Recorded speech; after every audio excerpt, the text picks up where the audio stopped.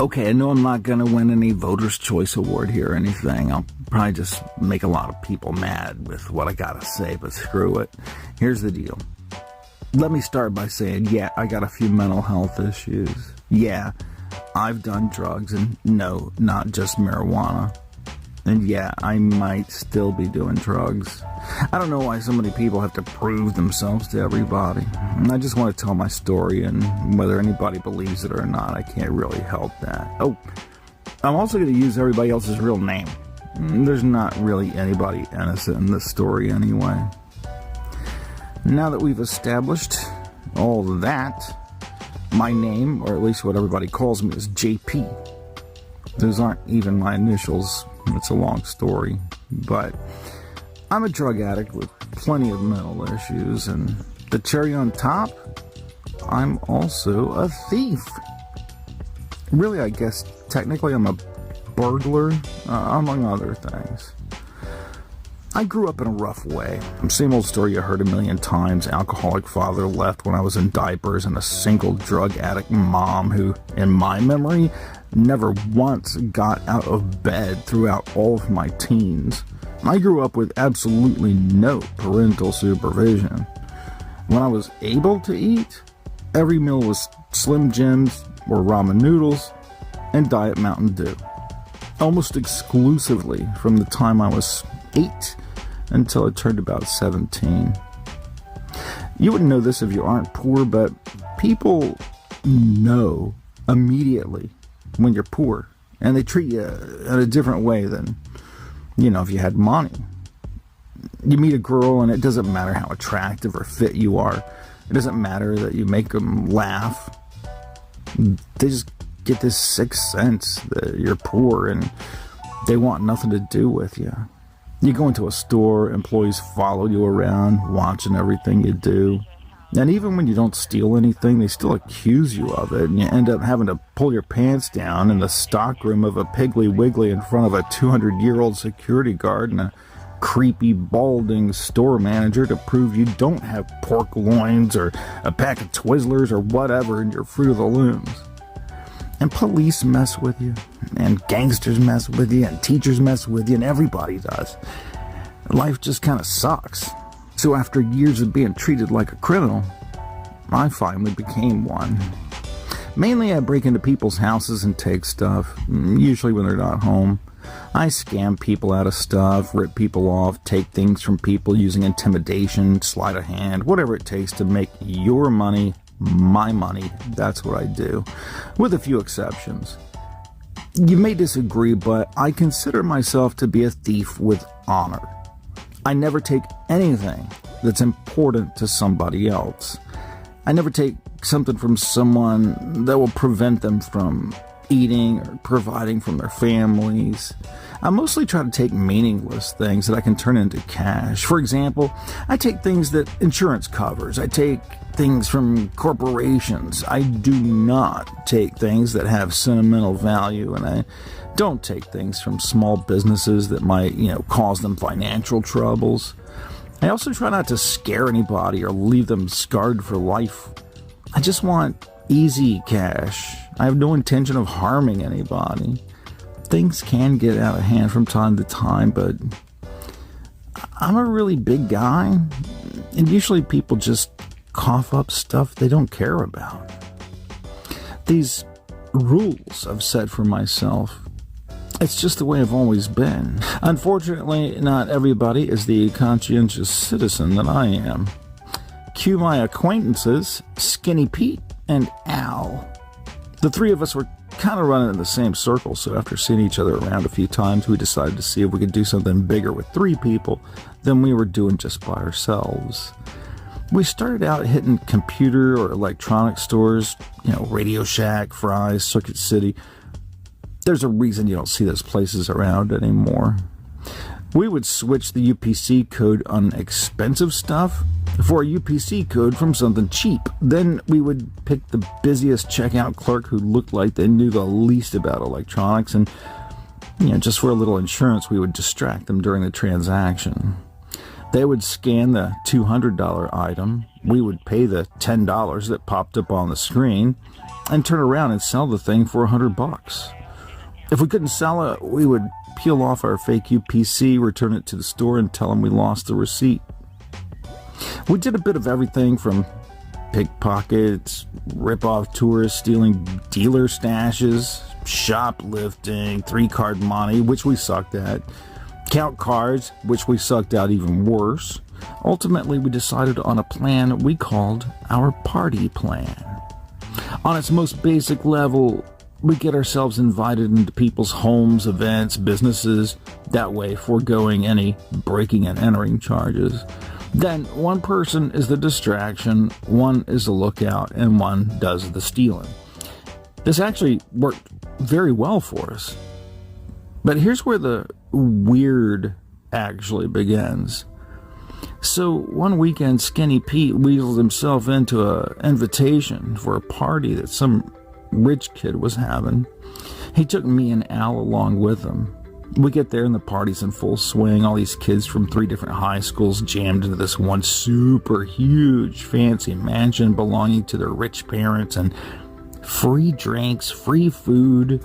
As the party raged on, Pete suffered some sort of random medical emergency right there in the middle of the crowd. Al got into position at the bottom of the stairs. I made my way up to the 2nd floor to snoop around and see what was what.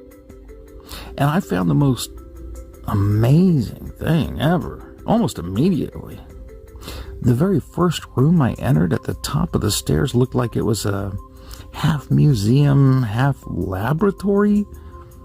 A ton of what looked like real nice antique leather books with these really old, very expensive looking masks on the walls, stuff probably from Africa and or Egypt. And on a table at the center of the room, there was this small wire stand holding a necklace made of thick braided leather with a pennant dangling at the end that was dark and shiny, yellowish, upside down pyramid shaped. I knew instantly, without even touching the thing, that it was gold. And it was heavy.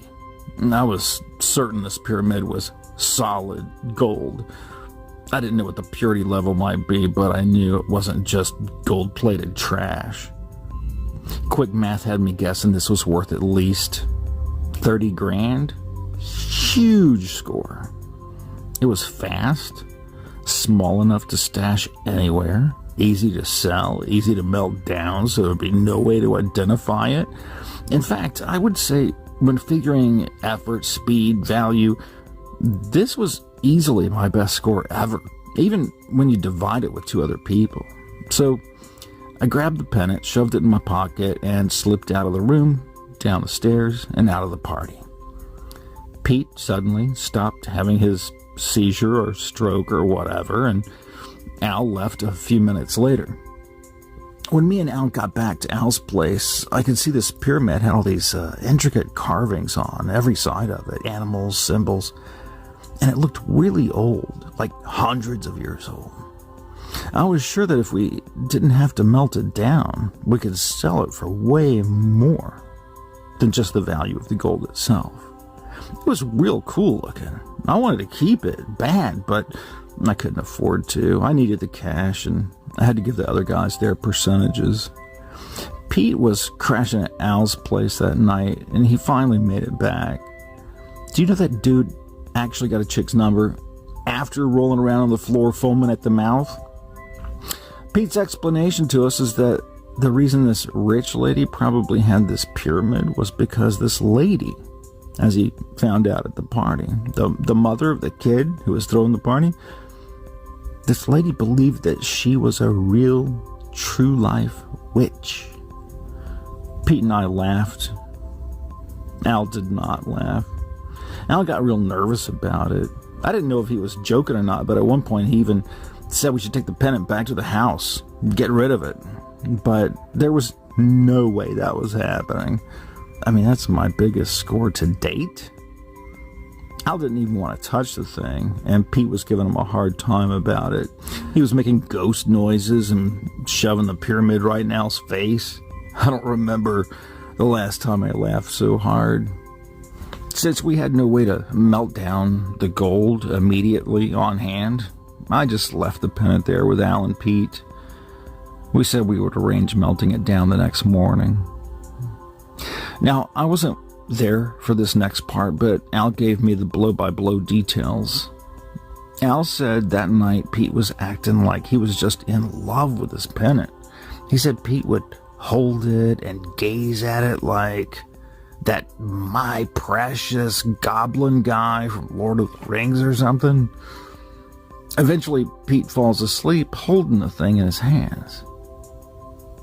A few hours later, Al and Pete are asleep. 4 a.m. rolls around, and suddenly there's a hard knock on the door. Then, pounding on the door. Then shouting, "Police! Open up!" So Pete stuffs the pennant into his pocket real quick and opens the door, but it's not the cops. See, Pete had his own side hustle going on. He had this scam going where he would sell product boxes on eBay in such a way that the majority of the people who ordered the empty box thought they were getting the actual product that belonged in the box. Pete had told us about it. He said he was being real careful about it, but apparently not. Pete had sold a non-existent virtual reality system to a career U.S. Marine. This dude lived over 600 miles away. He was the last person on Earth Skinny Pete expected to show up at the door, especially at Al's door. We still don't know how the dude tracked down Pete, but Al said that Pete got the worst beatdown he'd ever seen anybody get without dying. Al called 911 for the first time ever in his life, and he snagged the pyramid out of Pete's pocket before the ambulance and police arrived. You know, you have to recognize and factor in consequences of what you do, but nobody deserves the beatdown Pete got. Nobody. I don't care what you have to say about it. Truth is, nobody deserves that. Especially not over a few $100.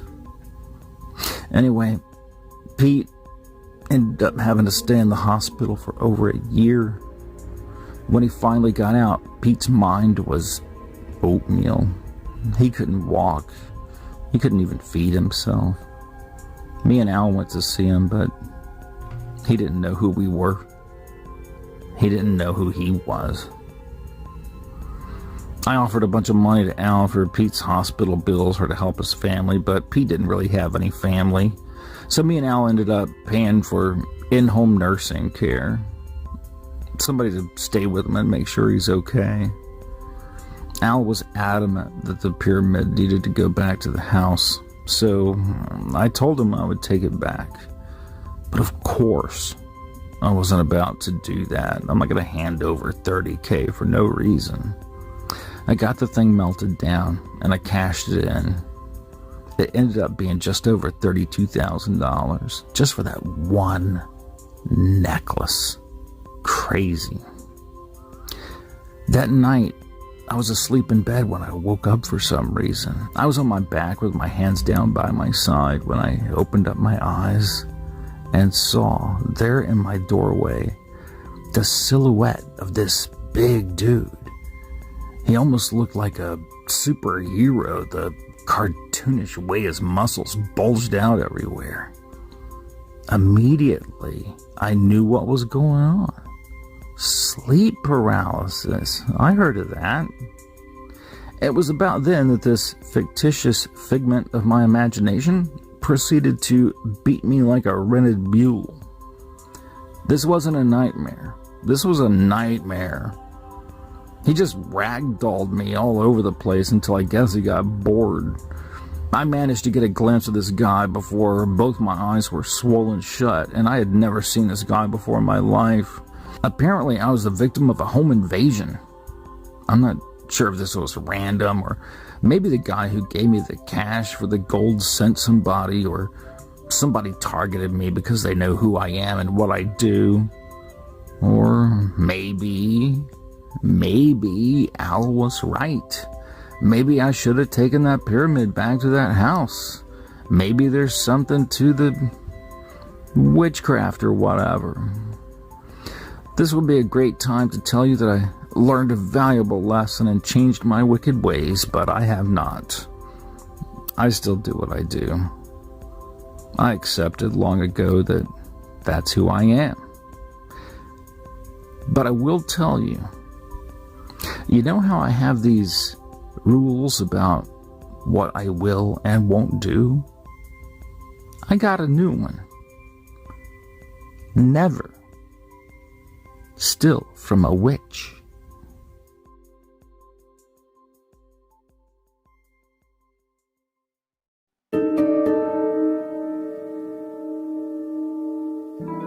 Hello, Mr. Narrator, a shock in the dark, whoever you are, etc., etc. I love your show. Your voice is alright, even though you have some weird tics, but mostly I love the stories. You got the best stories out of anybody. Okay, now that I have both flattered and insulted you, here's my story. My name is Nate, and I'm 22 years old. I live in Virginia, and I work at a convenience store. It's the largest chain of convenience stores in the United States and has numbers in the name. Got it? Okay. Well, a few months back, I was working the overnight shift when this guy comes in. There's not really anything obvious about his looks or the way he was acting that would make him stand out in some way, but I just suddenly got real nervous. He goes back and he's looking in the beer fridge for a little bit, but when he emerges from the back aisle, he has on sunglasses and a hat, and of course the mask, and he has a gun. He shouts at me to empty out the cash register. I do it, but because I am stupid, I do it real slow. Why? Because I'm angry. He comes in waving a gun around while I'm just trying to earn some money. I'll teach you. I will give you all the money in the register, but I'll do it real slow. Yeah, this is dumb. If I was him, I would have shot me. Anyway, the guy gets away, as they always do. I call the police, who show up shockingly quickly. And I call my manager, who also comes down to the store. Eventually, the cops ask to see the security camera footage. My boss takes him in the back to show him. A few minutes later, my boss comes out and asks me, "Hey, Nate, who's your friend?" I say, "Excuse me?" "Look," he says, "you're not supposed to have friends up here. You know that, but I don't care about that right now. Cops just need to interview anybody who was here, any witnesses, so who's your friend?" "I was just here by myself." "Nate, this is not for me. It's the police. You're not in trouble. I just need to know who your friend is." "I get it, but I'm telling you, it was just me and the guy with the gun." "Nate, come here." The boss motions for me to come to the back, and I comply. It's me, my boss, and the two cops all crowded around the security screens. The boss hits play. Okay, there's me standing behind the counter. There's the guy coming in, looking at the beer. Then suddenly, a woman moves into frame. A woman moves from, where the cigarettes are, into the behind the counter area where it's employees only. I can't believe what I'm seeing. It's not very clear. You can't make out any great details, but it's obvious that a woman with her hair in a bun, wearing a light-colored dress, like a sundress, with some kind of pattern on it, is standing right there, right beside me the whole time this guy's waving a gun around and asking for the money. At this point, I guess because I continue to insist that I'm the only person there, and because this other person isn't very detailed, and in fact looks like she's kind of see-through at points, I just gotta trust you. I guess that's why my boss and the cops ultimately believed me, or just let it slide. Officially, my boss calls it a camera malfunction. Must be something wrong with the camera. Clearly, It is not. But my question to you is this. What's the most likely scenario? Was that my guardian angel there to protect me from the crazy guy with a gun? Or was this person on standby to take me somewhere if this situation had turned out different?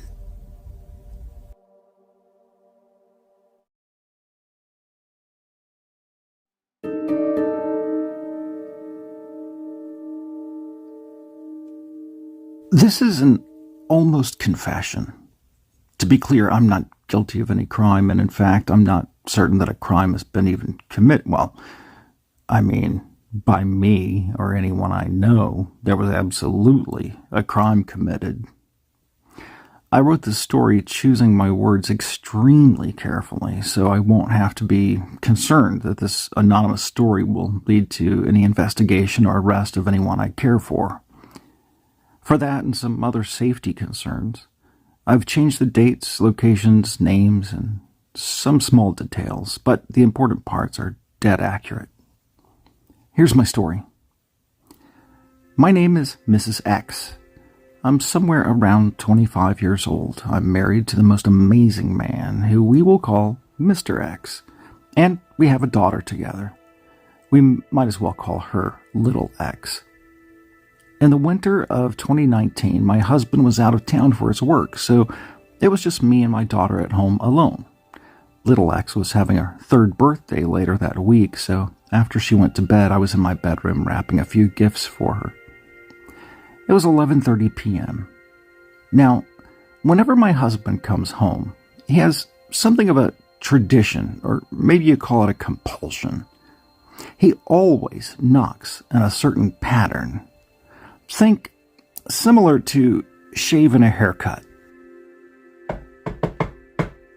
He knocks that pattern, then waits a moment, then unlocks the door, swings it open, and says, "Honey, I'm home." It's always that exact routine. From when we first started dating, he did this every single time he came home. He has never failed to do this. So I had gone downstairs to make some tea when suddenly I heard the knock. I was so excited that my husband had come back early from his trip and would not miss Little X's birthday that I squealed a little and ran to the door and swung it open. The next thing I'm aware of, I'm waking up and 2 men I have never seen before are dragging me into the living room and shutting the front door. I could tell my face was bleeding, but I wasn't sure exactly why. I eventually surmised that I had been punched in the face and either knocked out for a couple of seconds or just extremely dizzy and disoriented. Then I noticed another man slowly coming into focus. This man had been screaming in my ear this whole time, but my head was just too blurry to notice him until now. I didn't know how long he had been screaming at me. I was confused and very lightheaded. Eventually, I was able to focus on the words he was saying. He was calling me names, cursing at me, telling me to wake up, slapping my face, and shouting at me, "Where's the money?" It's odd, but as I look back, I can remember thinking 3 things at this moment, in this order. Number 1, my husband is going to be so mad that I opened the door without checking who it was first. Number 2, money? Do I somehow have this guy's money? The only thing I have is a credit card. In and out of consciousness, I actually wondered to myself if he had PayPal or one of those things I could slide a credit card through. Yeah, I was not thinking straight. The idea that I could pay an intruder with PayPal is definitely an indication that I already had a concussion. But my third thought sobered me up real quick. My third thought was, oh God, Little X. They're gonna wake her up. She's gonna be so scared. Oh my God. What if she comes downstairs to see what's happening? What if they hurt her? Immediately, I started talking to the screaming guy, hoping he would quiet down so my daughter wouldn't wake up. I was now trying to think of anything to quiet them down and lure these men away from my daughter. I was also thinking of any possible way I could kill them. But my priority was keeping my daughter safe, so I said to them, "You can have any money I have, you can have my credit cards, take anything you want, just please leave us alone." I could now see that the screaming guy had a handgun. He raised it above his head and cracked me in the face with it. Once again, everything went black. This time when I woke up, I just stayed where I was. I didn't move a muscle. I just stayed on the ground with my eyes shut so I could listen to what they were saying. It took some focus, but the first thing I could tell is that they were arguing. I could hear one of the men telling the screaming guy to stop knocking me out so they could find out where the money is. One of the other guys is saying that since his arm was hurt, he needed help, quote, dumping the body properly. I was in shock. Not as a figure of speech, but I believed I was actually going through medical shock. They're talking about dumping a body, and I couldn't even comprehend the meaning of what they were saying or that they were talking about me. It wasn't until much later that I realized the meaning of what he had said. One of the guys asked the screamer man if he had called Charlie to make sure they could meet up immediately, and is he sure Charlie has everything they need? Screamer guy sounded annoyed and said, "Yeah, man, again, yes, so stop asking." The other guy then asked Screamer if he should maybe splash water on me to wake me up. I didn't hear the reply. I was fading in and out.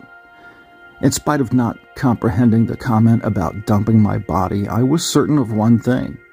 They were definitely gonna kill me. I had absolutely no chance against three guys twice my size. Not even taking into account that they had guns. They were going to murder me, and there was nothing I could do about it. Now it was only about protecting my daughter, and hopefully leaving behind enough evidence that these guys would be caught, and hopefully I would be able to make them pay for taking little X's mommy right before her birthday. Tears welled up in my eyes as I thought about my daughter and my husband, but I just kept my eyes shut. The pain was starting to creep in all over. My face felt like it was on fire. I waited a couple of minutes while I mentally prepared myself, then squirmed around a little before opening my eyes. I was on the floor in front of the couch. Screamy guy was sitting on the couch in front of me. His right leg was shaking like an anxious, subconscious tick. The two other guys were standing behind the couch. All three were in their 30s to late 30s. They were big men, rough looking, and from the volunteer work I had been doing for the past few years at the clinic, and experience with a friend who had gotten himself into trouble a couple of years ago, it was obvious to me that these guys were drug addicts. My best guess was they were starting to feel the pangs of heroin withdrawal and were stinging real bad. They were probably looking for enough money so they wouldn't have to worry about where their next fix was coming from for a week or two. I hatched a plan. My husband, who's in the military, used to say to me all the time, "A bad plan is better than no plan." I don't know if that's true, but I made a plan. A weak plan, maybe even a bad plan, but a plan. The first and most important thing I needed to do was get these guys out of the house and away from my daughter. I looked up at the one who appeared to be the weakest, the one who looked nervous. "If anybody saw you guys come in here, they've already called the police." This made nervous guy obviously even more nervous, exactly as I had intended. If I could get them arguing with each other, that would weaken the team. Screamer man turned around and told nervous guy, "Nobody called the police. They would have been here already." Nervous guy went over and peeked out the shades of one of the windows that looks out in the front yard. I continued, "I don't have any money here in the house, but I can withdraw up to $2,000 between my savings and checking account. Screamer guy went and got my purse from the kitchen counter. He rifled through it until he found my wallet and pulled out my credit cards. Is this your bank card? Yes. What's the PIN number? I'll tell you, but you're gonna have me do it anyway. Why's that? It's an ATM. It'll photograph you. I used to work at a bank. I know this stuff. Every ATM transaction takes multiple photos. Some of the new machines record video and sound. Nervous guy agreed. Yeah, I think I heard that. Screamer guy looked disappointed, but seemed to give in. All right, let's get our feet and hands zip-tied and bring the van to the driveway. As they put me in the back of the van, I was careful to note the plate and invent a little system in mind to help me never forget those random numbers and letters. In fact, I still know that plate number today. I'll never forget it. Then we drove. The two guys up front and me with the other guy, the nervous guy, holding a gun on me the whole time in the back. I just kept trying to look as weak and innocent as possible in some hopes of garnering some sympathy and making him feel like I was no threat. I tried to put my daughter waking up to an empty house out of my mind. It was just too heartbreaking. The good news was they would have to untie me so I could use the ATM. As we approached the bank, I reminded them that they didn't want to park too close to the ATM. It would photograph the van and their license plate. They didn't find me giving them advice suspicious. The van stopped. They cut off the zip ties on my wrists and legs. They warned me if I tried anything at all, they would shoot me dead on the spot. They handed me my card and the van door opened. We were parked about 50 yards to the side of the ATM. Perfect. As I got out of the van, I made a big show of stumbling and then limping slowly towards the ATM. The first thing I did when I got to the ATM is put the wrong 4-digit number in. I had heard that triggers an automatic photo from the ATM, but I don't know. I never actually worked at a bank. I have no idea how ATMs work.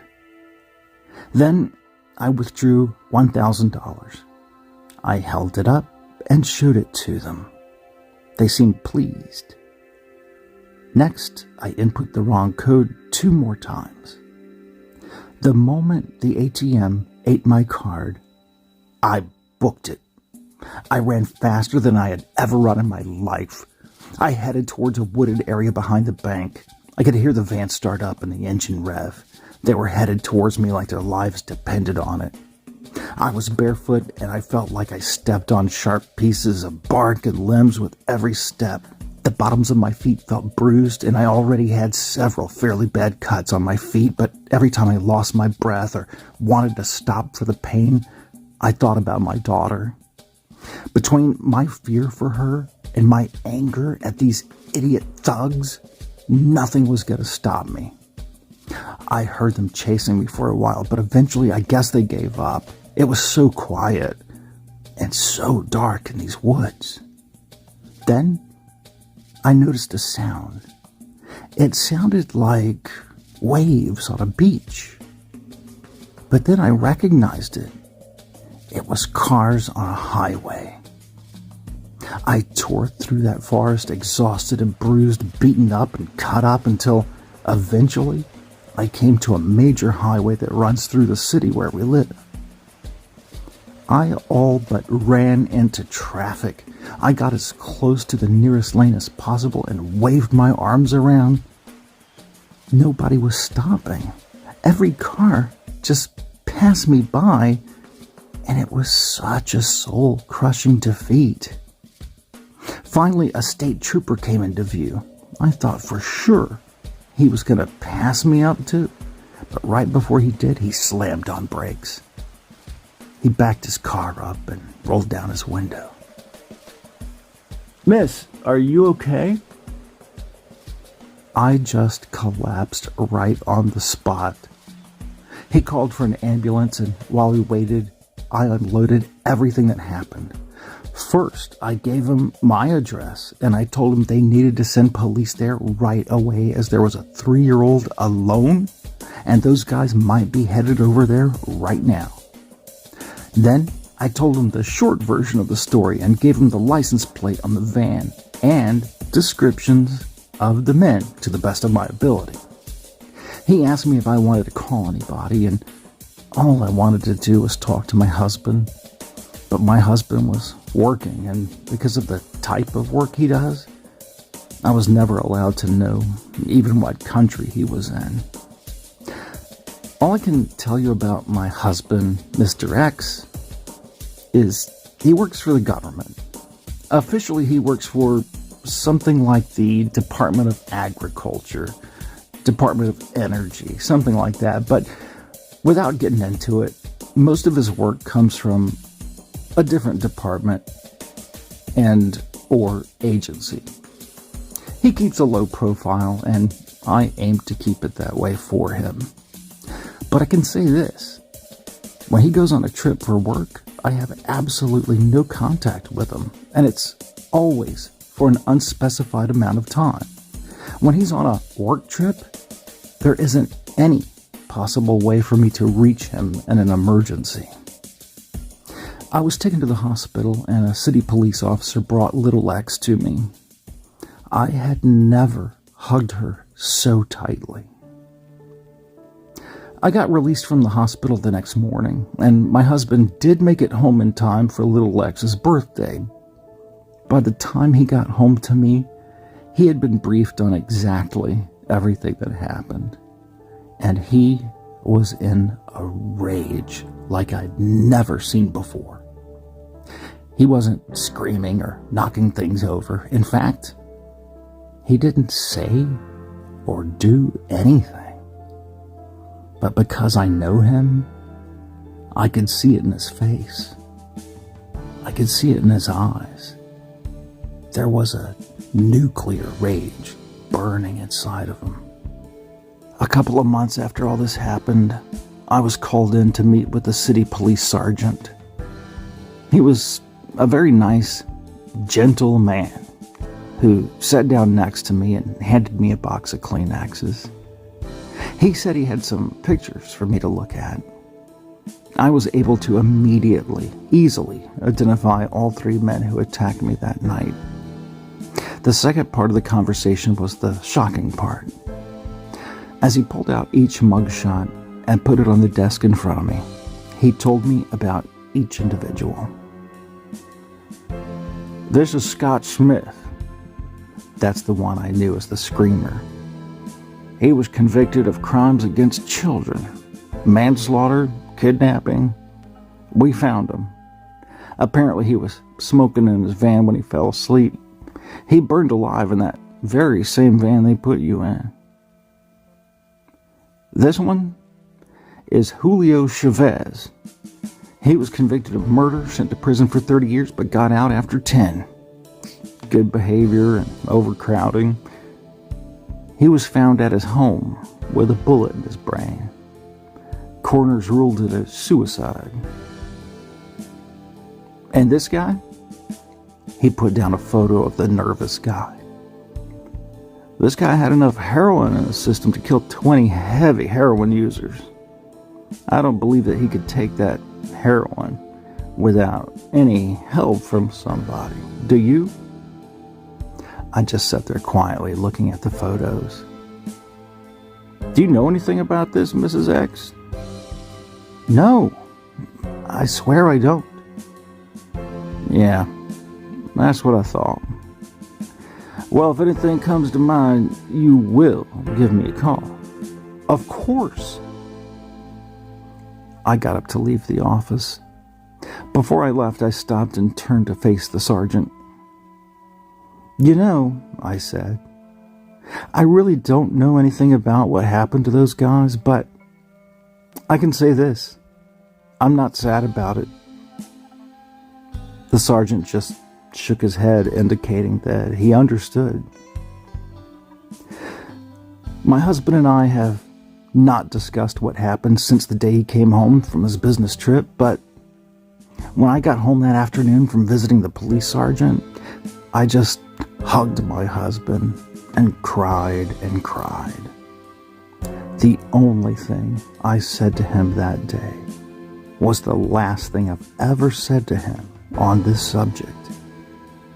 While he held me in his arms, I just whispered in his ear, "Thank you."